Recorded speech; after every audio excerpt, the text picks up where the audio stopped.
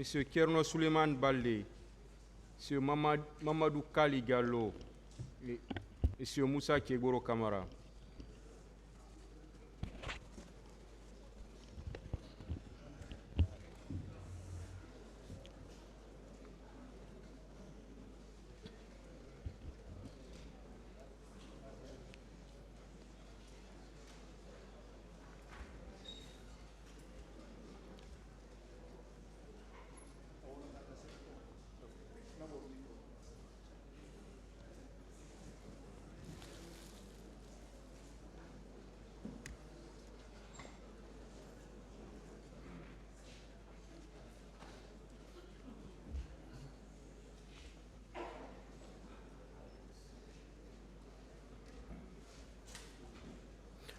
Ministère public.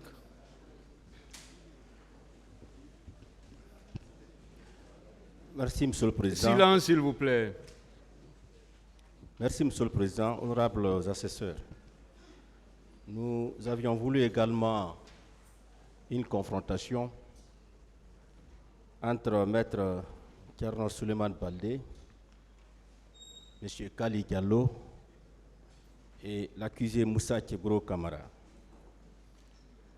Maître Baldé, après les massacres du 28 septembre 2009, au nombre de 11 activistes, vous vous étiez retrouvés à la maison des jeunes de Dixine-Port pour protester justement sur la manière avec laquelle cet après-massacre était géré.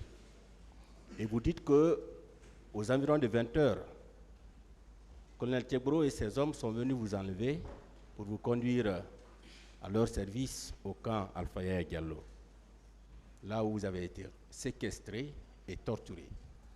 Vous allez nous dire en 2 mots comment cet enlèvement a eu lieu et la nature des tortures que vous avez subies au sein de leur service. Merci beaucoup. Je tiens juste à préciser, nous avions organisé une grève la faim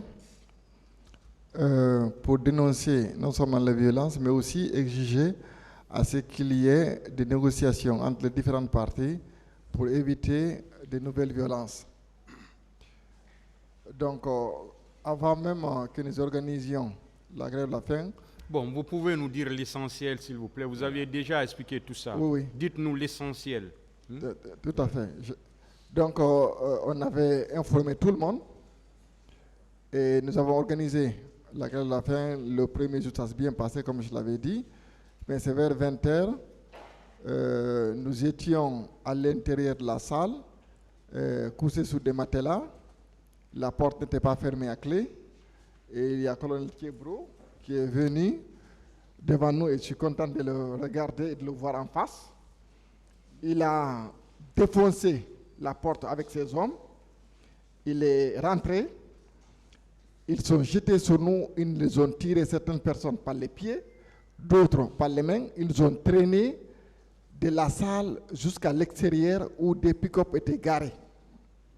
Comme si nous n'étions pas des êtres humains. Comme si nous avions commis des crimes abominables. Alors que tout ce que nous demandions, c'est la non-violence. On n'aurait jamais pu imaginer un activiste qui demande la non-violence, qui organise une grève de la faim, soit traité de cette manière. Et une fois à l'intérieur des pick-up, comme vous le savez, il y a les bancs où les gens s'asseyent, et en bas, on nous a fait asseoir. Ils sont montés, ils ont mis leurs pieds sur nous. Même si c'est des animaux, ils ne l'auraient pas fait. Les insultes, je ne les répéterai pas. Il nous a envoyés au camp Alpha Yaya Diallo. Arrivé sur place, devant ses bureaux, il a demandé qui était le chef. J'ai dit chez moi. Il dit, ah oui, c'est toi qui viens s'aimer le trouble ici, tu vas le regretter. C'est quoi une grève de la faim? C'est une forme de terrorisme moderne. Et je répète mot par mot. C'est une forme de terrorisme moderne.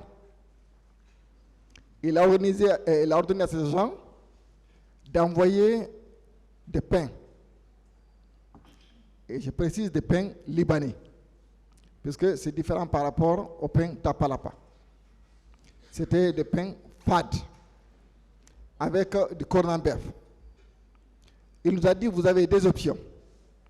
Soit vous mangez, ou bien 100 coups sur les fesses. Vous choisissez. Je pense que la question n'a pas tardé à avoir de réponse. Nous avions tous les mains sales puisque nous a traînés dans la boue. C'est avec nos mains sales qu'on a ouvert les boîtes de corned-beef, on a mis dans le pain, mais on ne pouvait même pas manger en fait. Mais on n'avait pas le choix. Il fallait avaler. Puisque si tu n'avales pas, tu sais exactement ce qui t'attend. Il nous a fait avaler certains morceaux du pain. Et ensuite, il nous a mis dans un conteneur qui était posé juste devant ses bureaux. En face de ses bureaux. Comme si nous étions des animaux. Et à l'intérieur, il y avait des personnes. Il n'y avait rien à l'intérieur à part des cartons que les détenus avaient mis sur place. Et quand nous sommes arrivés à l'intérieur, ils ont fermé la porte comme si nous étions des marchandises. Aucun aspect humain, aucun sentiment.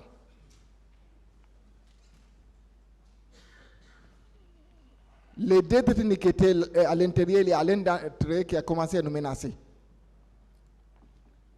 Heureusement, le second détenu l'en a empêché. Il a pris le carton qu'il avait avec lui, il me l'a donné, il m'a demandé de me coucher sur place. Et quelques minutes après, il y a des agents qui sont venus me chercher, moi et maître Christophe Koné, à l'intérieur du conteneur. On m'a envoyé dans une salle où il y avait une chaise, mais une chaise roulante qui pouvait tourner. Il y avait un civil. L'interrogatoire a commencé. À chaque fois, quand il pose une question, la première chose d'abord, c'est qui nous finançait.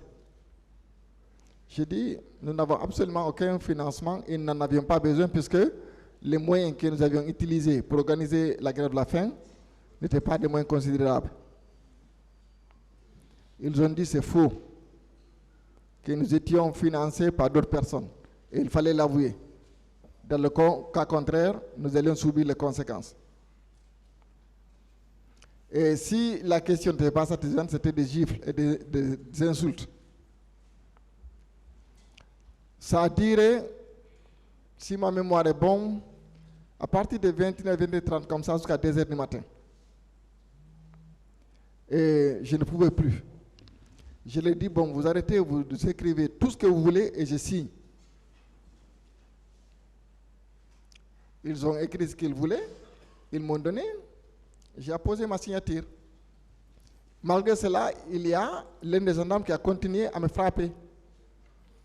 Il y a un second qui lui a dit, non, non, arrête maintenant. Ils m'ont reconduit à l'intérieur du conteneur.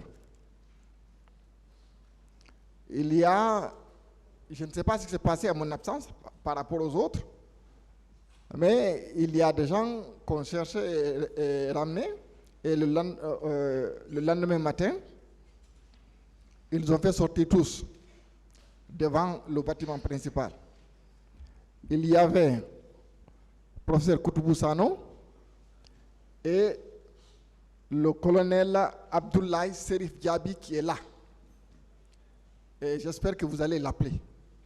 Il était présent, les deux. Le professeur Koutoubou Sano nous a dit que c'est capitaine Dadis Camara qui l'a envoyé pour nous demander d'arrêter la grève de la faim et que nos revendications seront tenues compte. Ils nous ont pris de Camp Al-Faya pour nous amener à l'hôpital Donka. Parce qu'avec le traitement que nous avions suivi, il y a certains d'entre nous qui avaient des blessures. On nous a alignés à l'hôpital Donka comme si nous étions des criminels comme on voit à la télé, alignés, et les gens nous regardaient, puisque moi, personnellement, je ne portais plus de chemise. On nous a examinés, il y a eu des soins, et ensuite, le professeur Koutoubou nous a envoyés dans un restaurant juste au niveau du pont 8 novembre. Le colonel Diaby, il était présent. Et après, nous devions aller rencontrer le capitaine Moussa Dadis Kamara au Kangal Faya.